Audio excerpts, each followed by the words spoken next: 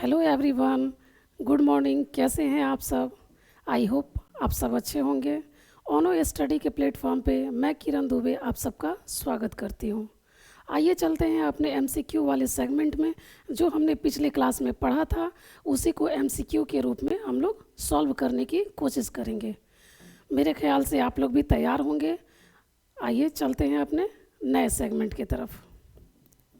जैसा कि प्रश्न आपके सामने है, हमारा पहला प्रश्न है, जस्ट सेकंड फ्रेंड। हमारा पहला प्रश्न है निम्नलिखित में से सबसे पहले किस जंगली जानवर को पालतू बनाया गया?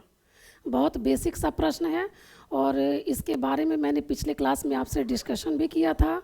तो इसका सही जवाब आप चुनिए, समझिए, सोचिए और बताइए।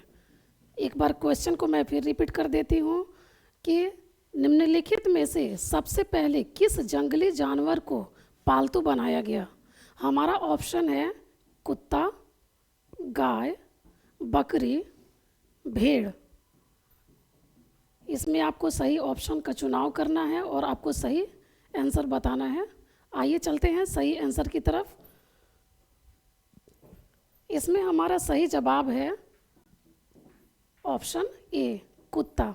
आपको मैंने बताया था कि सबसे पहले आदि मानव ने कुत्ता को पालतू जानवर के रूप में अपने साथ रखा था।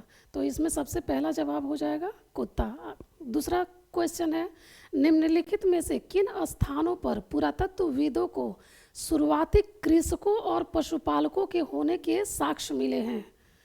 क्वेश्चन पे ध्यान दीजिए स्टूडेंट। कृषकों और पशुपालकों के होने के साक्ष्य मिले हैं, ये कौन सा स्थल है? ऑप्शन में पहला स्थल है पैयमपल्ली, दूसरा ऑप्शन है बुर्जहोम, तीसरा ऑप्शन है महागढ़ा। इस बेस पे आइए चलते हैं अपने कुट की तरफ। नीचे दिए गए कुट का प्रयोग करके सही उत्तर का चुनाव करना है। पहला है केवल एक सही है, दूसरा है केवल 3 सही है, तीसरा है 1, 2 और 3 तीनों सही है। तो चलिए चलते हैं इसके सही उत्तर के चुनाव की तरफ। तो इसमें हमारा सही उत्तर होगा ऑप्शन 3। इसमें तीनों सही है, पैयमपल्ली, बुर्जहोम, महागढ़ा, इसमें तीनों सही है। यहाँ तीनों स्थानों से कृषकों और पशुपालकों के साक्ष्य प्राप्त हुए हैं। अगला क्वेश्चन है, अगले क्वेश्चन में आप ध्यान देंगे कि इसको सुमेलित करना है, यानी मैचिंग करना है।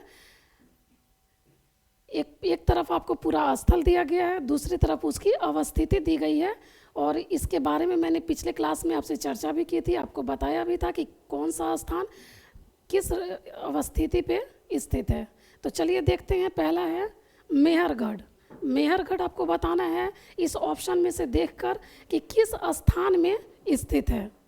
पहला है मेहरगढ़, दूसरा है कुलडीहवा, तीसरा है चिरांद, चौथा है गुफकराल।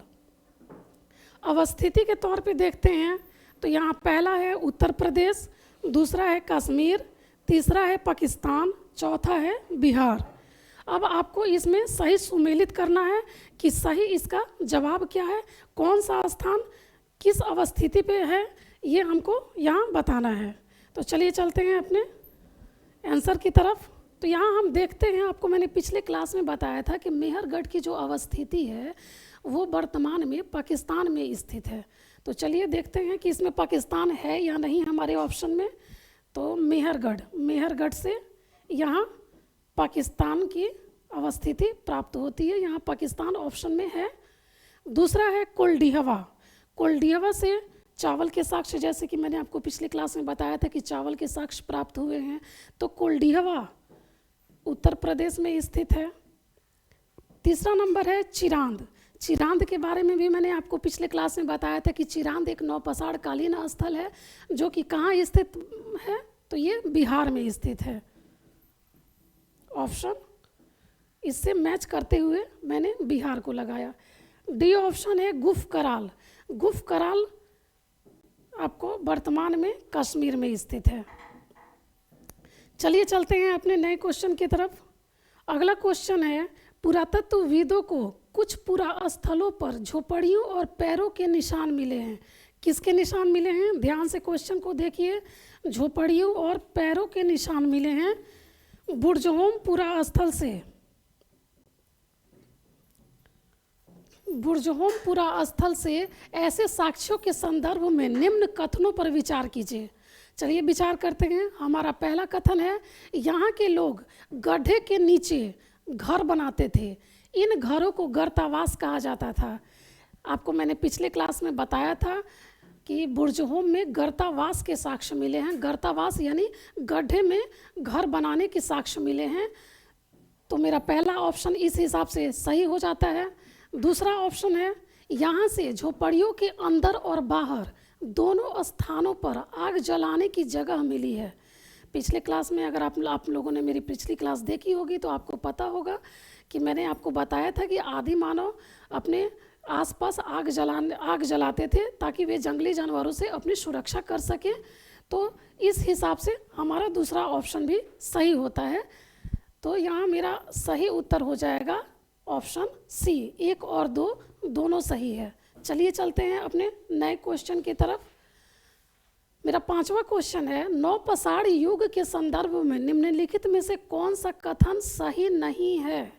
ध्यान दीजिएगा, प्रश्न क्या है कि नौपसाड़ कालीन स्थल के बारे में ये पूछ रहा है और उस पर ये पूछ रहा है कि कौन सा कथन सही नहीं है। आइए चलते हैं अपने ऑप्शन की तरफ। हमारा पहला ऑप्शन है, इस काल में पुरापसाड़ कालीन औजारों का प्रयोग और निर्माण पूर्णतः बंद हो गया था।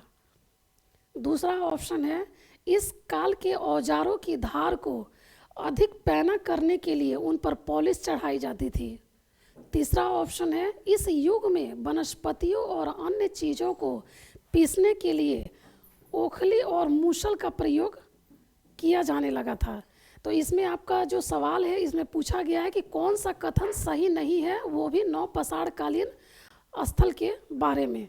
तो हमारा ये पहला ही ऑप्शन सही हो जाता है कि इस काल में पुरापसाड़ कालीन औजारों का प्रयोग और निर्माण पूर्णतः बंद हो गया था। पुरापसाड़ कालीन औजारों का निर्माण यहाँ बिल्कुल बंद हो गया था। यहाँ नौपसाड़ काल में मैंने आपको बताया था कि घर्षित पत्थरों का आविष्कार यहाँ शुरू हो गया था। यहाँ घर्षित पत्थरों के साक्ष्य मिलते हैं। पत्थरों को घिसकर एक आकार देने के साक्ष्य यहाँ मिलते हैं। इस हिसाब से हमारा पहला ऑप्शन सही है। चलते हैं अपने अगले क्वेश्चन की तरफ। हमारा अगला क्वेश्चन है, कथन और कारण के रूप में मैंने लिया है। पहला कथन है, नौपसाड़ काल के लोग कपड़े बुनने लगे थे। उसका कारण जो दिया हुआ है वह है, नौपसाड़ काल में कपास उपजाया जाने लगा था। तो चलिए देखते हैं, इसमें कूट का प्रयोग करके आपको सही जवाब देना है। Just second friend. इसमें पहला कूट है, केवल ए सही है, बी केवल 2 सही है, सी ए और बी दोनों सही है, डी इनमें से कोई नहीं। तो इसमें आपका सही जवाब हो जाएगा ऑप्शन सी।